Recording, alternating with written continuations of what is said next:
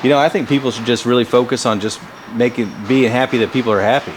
Yeah, I agree. That's it, right? So why are people so worried about what the hell I'm doing?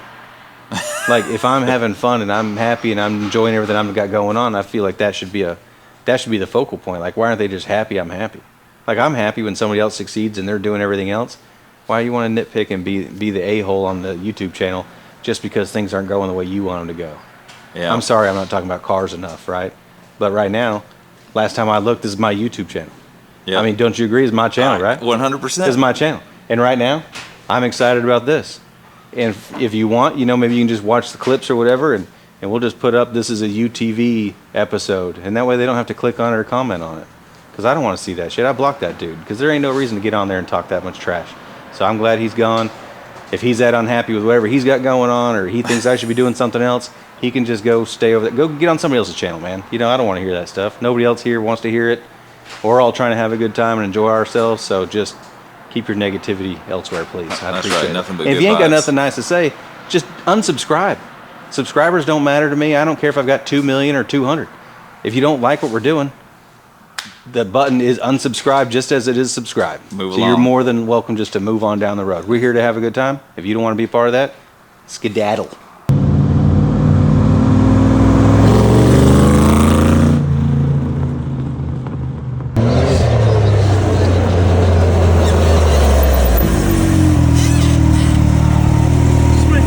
Just when you're down, baby. You know, I got asked this week too, what's it like working for KC?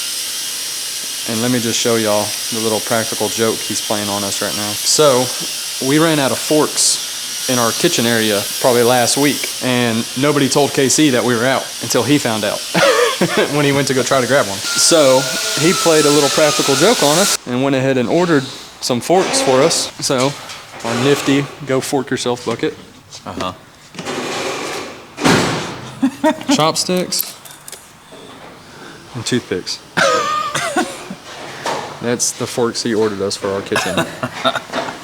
Just a shit ton of chopsticks I'm and gonna take some of these for later. I need some at my house. mini forks. So that's what it's like working with KC. It's amazing.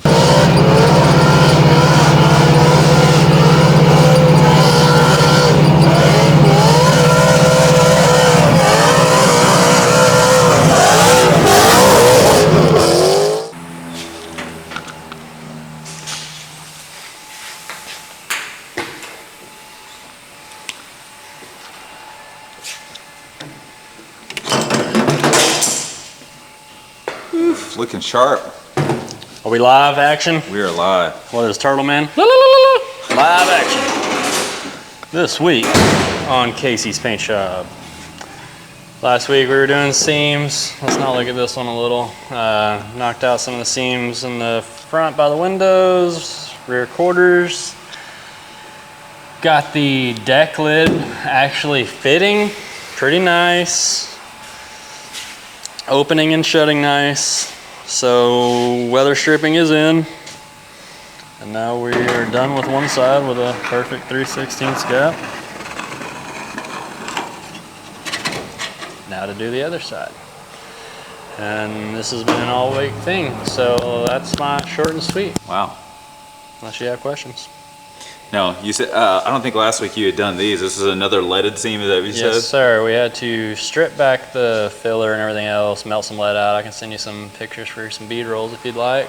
Yeah, I need to get that. I forgot last week to get that. We can send those to you. I've got quite a few of them where you can actually see what was underneath. And surprisingly, there wasn't a whole lot of rust, just a little bit of pitting, especially in some of the corner areas. But it's going. And why is it that you took out the lead and seamed that up? My opinion, I'm probably gonna get hated on. I don't know. The internet knows everything. I don't. I just think there's more chances of moisture getting between the lead and the steel and causing rust. So in my head, you melt it out and replace it with steel and prevent the back, then you're gonna last a lot longer for it. I mean, Gotcha. tell me if I'm wrong, YouTube. I probably am. And you said it makes it more rigid too, right? I would think, because lead's Well, really since lead's soft. soft, yeah. Lead That makes is a lot sense. softer of a metal for sure. So now it is still, oh, I did a lot of Keenan's helped me a lot with some TIG welding. So these are all fully TIGged in and hammered and dollied. A lot of TIG practice in the last week. A lot of TIG. Pretty comfortable with it now. Nice. Cool. Now we're just gapping the deck lid. You caught me on this side. Oh, we'll give you a little, what do you call it? A little question and answer. Q&A? Yeah, a little Q&A. People want to know the processes of stuff when we're getting perfect gaps. So obviously this was really tight. Your gap here was really tight. We achieved 3/16 gaps. Before it was probably, I don't know, an 1/8 inch maybe, an 1/8 inch, super tight. So you grind it back, and when you do that, typically the seam is gonna split from the skin. Yeah. So I only go about 12 inches, and I'll stop, and I'll clamp. Take your old clamps, you go in and clamp your edges. Clamp it tight, tag it back together. So that way you don't do a whole skin and strip it off, and the skin comes off the car. Right. I like to work in sections, about 12 inches. And then I'll tack this area, get my gap fitted right again, another 12 inches. I'm working my way this way around the back now. And now once it's where I need it, right there, then I'll go through, knock a couple of the heads off, and I'll fully tack weld all these from start to finish. And I personally like to keep it extremely cool because the sheet metal is really easy to warp and get funky on the edges. So I like to do a tack, blow there, tack, blow there, tack, blow there. And so I see you have some dye on here. Yeah. For some inscribing your cut line. A lot of people use layout fluids. I forgot the brand. We have a layout fluid, but it's extremely hard to get off. So I just like to use a Sharpie for scribe lines so I can see exactly where I needed to cut. I had a scribe line right here where you can see. I don't know where that tool is. Keenan had a really cool tool, I think from Big Kid Blocks. And it's an actual scribe that you set on the hole and you can make a scribe mark. But yeah, that's my short and sweet, man. I'm done. Just working on gaps. That's all I got. Getting back to work. Well, I think this is my last day on the Bronco until we decide to break it down and put it on the rotisserie. Oh yeah? Got it all. Got a gap test? Got it gapped. Oh, that sounded good. Had to add a decent amount on the bottom and sides, but it's pretty good looking. So does driver's side door give you more of a run for your money than the passenger, or are they both kind of? I mean, just a lot of tack welding because you got to add however much I added, 3/16, which is a lot. But Bronco's got some big gaps because they didn't care back in the day. They barely got the doors to work. Just slap it together. Yep, so I cleaned it out, took the seats out, did some final welding on the inside. I welded this. Oh yeah, you were working on this seam so you could close the tailgate without having to worry about. That was just us from what we did. Oh, so that was just where it was touching naturally. Yeah, Gotcha. On the new tailgate. So cut it all here. Had to cut through the body mount on the inside. I need to weld that up, but I need to get it on the rotisserie because the frame is hard to get to. Gotcha. Cut both sides because it's got a little step up in it and weld it all in. Tack the rear, the whatever you want to call that, the brace for the rotisserie back in it. Had to cut off this side a little bit because of pulling the bedside in. Oh yeah, that's right. I remember you said you had to create a jig to fix that. Yeah. And then I've never seen this thing gutted, so. Yeah, it's gone. It's a pretty smooth process for the most part. Well, I'm excited to see the next update because I'm sure it'll be blasted and then in one solid color of. Yeah, it'll probably be a few weeks because we got to get on the lift over there and. You got to get all the UTVs out of the way first. Once the side-by-side of adventure. Did the same thing on this door. Actually, on this door, you can see these spot welds. I had to, I don't know if it was like that from the factory, if it got tweaked or something, but the bottom corner was like sticking out real far, so I attempted to drill out all the spot welds and give it a good old push, and I tweaked it back, so it fits a lot better now, and I think the door was just out or something, I don't know. Pulled the forklift right next to it and just gave it the old donkey push. Pushed it in. I like how you fixed a lot of gaps on this in a Yeah. non-traditional fashion by just removing the spot welds and just moving the factory metal around. Yeah, ton of that. But it's kind of par for the course on the aftermarket sheet metal, which I'm glad that we are able to do that, because I don't know how they build the factory fenders, but they might not have those spot welds, so it'd be harder to manipulate. But Oh, dude, I was so thrown off for a second. I was like, oh my God, what's wrong with this gap here? Because that Yeah. dye is on it. I was looking at the back of the camera screen and I was like, yeah, it looks, that looks horrendous. yeah, it's No, camouflage. it looks good. Yeah, it's slightly camouflaged. Yeah, just pretty much in summary, did a bunch of finish welding. Cut down both sides of the fenders, gapped this side and that side, welded up some unfinished tacks that I had from not being able to do it with the motor in it, so I think we're there. And then I'll pull the fenders off and do the spot welds on the inside. And Blake pretty much laid out all the wiring, right, for it to... Yep. Well, yeah, that's right. We did heard it run. Yeah, he laid it out. He was still here when we did the steps, and that was like the last electronic piece, so he kind of Gotcha. pre-wired that. So yeah, when we're done with it, this one should be pretty easy in the assembly side, so I say that. There's Yeah, always gonna be we'll something, see. but this one got pretty much all the way built before it got painted, which is what we try to do. Sometimes it doesn't work that way for time, or Right. we think, well, we can do that after because it's not necessary, but this one got everything, so. I'm sure it's That's- always reassuring going into Yeah. paint body knowing that there's no more... let me not say no more. That there shouldn't be any more Yeah, surprises. shouldn't be. Shouldn't Yeah. be. And some of the stuff you can get away with, installing after it's painted. That's Right. not worth messing with, so it's not like a big deal, but it is nice to not have to figure out anything over a nice paint job and just start Yeah. turning wrenches and trying to remember how we put it all together. So, but that's all I got, so it's almost time to leave.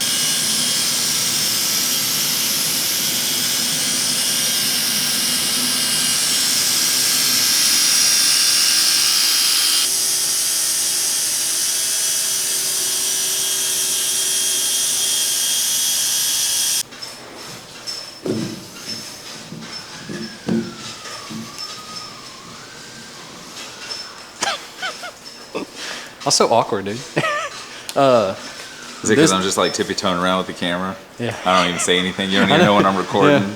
Just Always sneak up recording. on me. I just feel your breathing. Yeah. This week, yesterday I started on the tailgate for the C10. I am currently wet color sanding it. I'm about to start 2000. I'm about to powder it with white and start with 2000. I did the front side.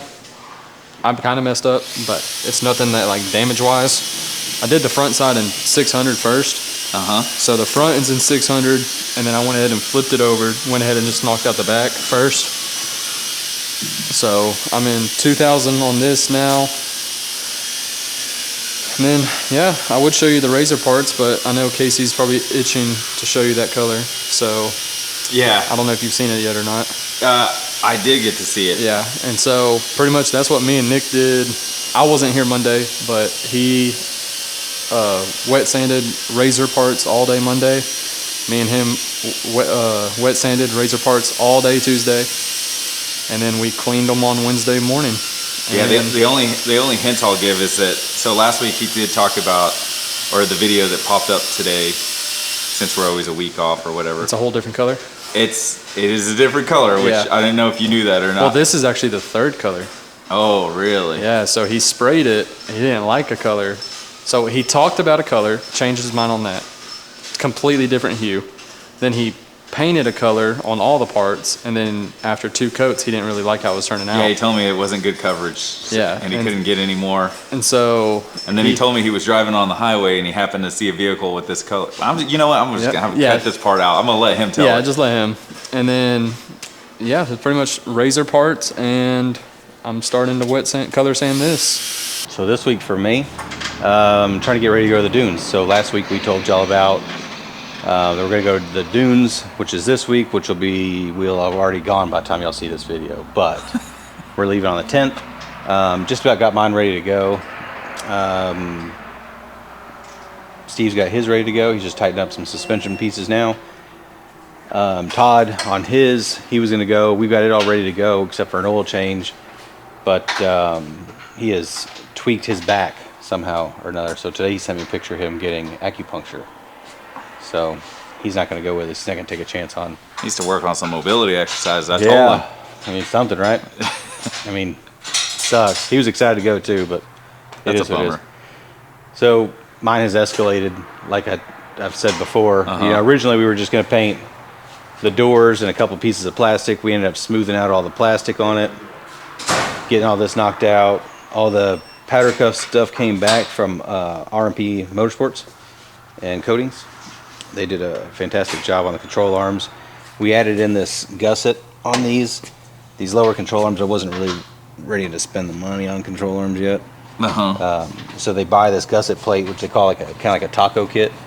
So they're really bad about buckling down here at the bottom corner and folding up. So that's like a cheap fix for the moment, essentially. I'd like to do control arms on it, but we're just gonna have to wait on those for a little while. Those are high dollar. Not that I haven't spent a bunch of money on this thing already, but Right. like I don't need to. Those would be fine. This for now. is kind of like version 1. Go test it. That's right. See what we like, what we don't like, what we want to change. My cage isn't ready yet. It said, I think it's I don't want to say it wrong. Right. These are all companies you plan to work with in the future. Yep. Yeah, ABF Fabrication. They're in Joshua, not far from here. They're working on the cage. When the cage is done, it'll be the same color as this. So it'll I think it'll help tie all that together. The new cage will have like a DOT style piece of glass in it for the windshield. That'll Zeus fasten in there so I can take it on and off as I want. Nice. And it'll have a roof. We can't put the limit strap on there until we get to compress the spring by putting the wheels on it. Upgrade the axles on it. And Look at you. I saw you tricked out with your Hot Boy brakes over here. got some sweet boys here. Pretty pumped about that. Those look awesome. Yeah. And then change out the radius arms. So the original radius arms are just these hollow tube bars. And that's a weak point in the back. So I changed them out to these CA-Tex. Yeah, these look sharp. Yeah, they're very stout. I didn't go for anything crazy on the bumper. I ended up taking my rear bumper off that was back here. And it has like a fascia that covers this. I took it off. Because I think it looks cooler seeing all the. I agree. all the I didn't stuff know it back had here. anything back here. I thought it was just like this. It I kind was of like, that looks covers it sick. all up. And then my bumper was real big. I wasn't a fan of it. So I had to put bed braces on it to keep the bed from jiggling. I didn't want it to look like it was torquing while I was going through the dunes. Yeah, you build it like a drift car, man. When they gut everything out from underneath it, you just got to build some support. Just to hold it together. I saw you had some stickers on here. Do you want me to show those in the video or not? Yeah, for sure. You hadn't. So now we actually have the name picked out. But you said you hadn't unveiled the name yet. I should Yeah, say. because we weren't 100% on it, but now this is it. That's our go-to business name there. So we got some more upgrades coming too. I talked to KC Highlights, and nothing against Baja Designs. They're a nice light, but my heart tends to lean towards KC Highlights more. Yeah. So I talked to them, and when the new cage comes in, they're having them send the lights and the chase light to the ABF fabrication because they're going to integrate the light brackets onto the cage for the new lights and the chase light in the back. So it'll have their pros up top. So it'll have 7 pros up top. It'll have the flex eras down here, and then it's going to have 2 more pro pods down here on the front. And then on the back side over here, it's got one on each side over there too. It's got kind of like your corner lights, kind of see around where you're going a little bit. They got turned on with the lights on. So I was going to say, you burned the covers already? I didn't realize the switch was on. I turned the key on, checking something. Oh. And I was like, what's that smell? It didn't mess up the light, but Well, that's good. the cover's no good anymore. It's running E85, smells really good. I'm excited about that. And it should be making like 260 horse at the motor, where it was 195. So it'll be a pretty good jump in power. I'm excited to go drive it, see what it's all about. Yeah, once you come back, we'll have to do like a full little build, recap, breakdown, highlight, whatever. Yeah. Well, it's like once you get the cage and stuff. Yeah, once it's done. So Done, it'll be yeah. May. So I'm trying to talk my old business partner in there to give me a confirmation because I'd like to go to the UTV invasion in Utah, which would be on my birthday. It'd be May 29th through June 3rd. but he has hella commitment issues. So I'm trying to get that nailed down so we can get that going. Because if we're going to do it, I want to get new awning for the trailer and go up there and haul these up there and fake it till you make it. You know, I like that. Let people know what we're going to do and just something different. Like we're still going to build cars and we enjoy doing that, but Right. just want something different. You're at a different point in your life. It's a new chapter. Yeah, new chapter, man. Exploration, I really like adventuring. I like the sand a whole lot. Aaron likes the desert. Mine's too pretty for probably to go to the desert with because there's a lot of rocks and all kinds of stuff out there.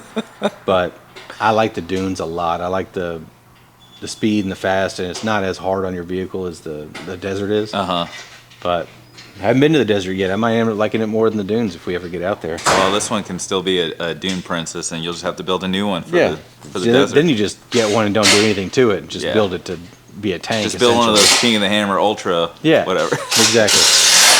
So diversify a little bit, you know. Absolutely. Don't mind us, Steve. We're just filming YouTube over here. Oh, sorry. Okay. This is a blast, and it's the only thing I've ever built for myself that I can use the way it was built. My green truck was go to the track. Been to the track twice. That's it. My blue truck's built to just haul ass, go to the track, do all that other stuff. Don't do it either. It's got a lot of road miles on it, but it ain't got no track miles on it. They're built like race cars. We don't get to use them like race cars. This is the only thing I got that I can actually use the way it's built. And that's exciting, right? Because you actually get to put your heart and soul into something, enjoy it, versus all this money and stuff. And I'm not saying my trucks are a waste of money, but they're almost a wasted truck when you can't use them the way you want to use them. Right. You know, I think they're there's a lot of guys out there that can relate to this message. It is. It's like, man, I got all this money, I can't do it. You know, you build like Luis building his truck for air ride, and all he ever does is drive his truck back and forth to work. You know, Yeah. we don't ever get to use our vehicles what we intend to use them because life gets in the way. There's more things going on. And you want to do something, but something else comes up, or family problems, or family something. It don't matter, right? Yeah. So this is something that's done and paid for, and I'll enjoy it. And if you don't enjoy it as much as I do, then you can feel free to just watch another channel. And I say that in a nice way. I'm not trying to be an asshole, but I'm just saying. Yeah. I want to have fun. And if you don't want to see me have fun, then go watch somebody else not have fun. Right? Whatever. Oh, and when we're at the dunes this week, I got my GoPros. I ordered a bunch of different mounts, so I'll have GoPros all over this thing so y'all can see the fun that I'm having on the next video. Nice. Bingo bango. See you later.